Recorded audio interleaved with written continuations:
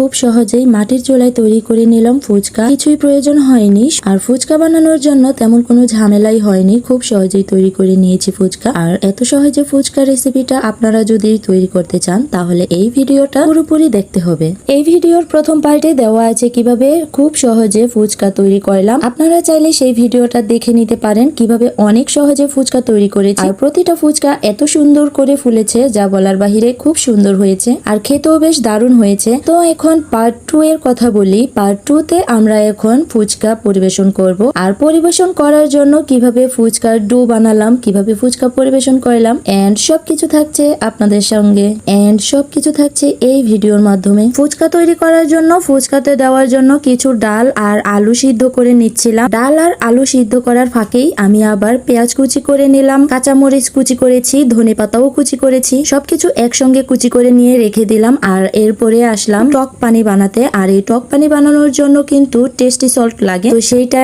এখানে দিলাম না। যেহেতু ঘরেই তৈরি করব সেহেতু টেস্টি সল্টটা না দিলেই ভালো। তো আমি তেঁতুলের পরিমাণটা একটু বাড়িয়ে নিলাম যাতে একটু টক হয়, আর সাথে আরেকটু টক করার জন্য লেবুও নিলাম। আসসালামু আলাইকুম এভরিওয়ান, সবাই কেমন আছেন? আশা করি আল্লাহর অশেষ রহমতে অনেক ভালো আছে। আমরাও অনেক ভালো আছি আলহামদুলিল্লাহ। আজকে চলে আসলাম ফুচকা বানানোর পার্ট 2 নিয়ে। আর পার্ট 1 এ ফুচকা কত সুন্দর করে বানানো যায় সেই রেসিপিটাই আপনাদের সাথে শেয়ার করেছি। ফুলকো ফুলকো করেই ফুচকা তৈরি করা যায়, অনেক সুন্দর করে খুব সহজে মাটির চুলায় তৈরি করা যায়। তো সেই ভিডিওটা দেওয়া আছে, চাইলে দেখে নিতে পারেন। আর পার্ট 2 তে আমি আপনাদের দেখাবো সেই ফুচকাগুলোই কিভাবে আমরা পরিবেশন করে খেলাম একেবারে দোকানের স্টাইলে। টক পানি বানানো হয়ে গেলে এক সাইড করে রেখে দিলাম। এরপরে আমি গরম গরম ডাল আর আলু একসাথে নিলাম। আর এই ডালগুলোকে কি ডাল বলে আমি সেটা জানি না অবশ্য, কিন্তু এই ডালগুলো দিয়ে ফুচকা তৈরি করা হয়, চটপটি তৈরি করা হয়। চুলা থেকে এখনই নামানো হলো আর অনেক গরম, তাই আমি একটা গ্লাসের সাহায্য নিয়ে ডাল আর আলু একসাথে মিশিয়ে নিচ্ছিলাম। ডাল আলু একসাথে মিশিয়ে নেওয়া হয়ে গেলে এখানে আমি 2-1টা শুকনো মরিচ দিয়ে দেব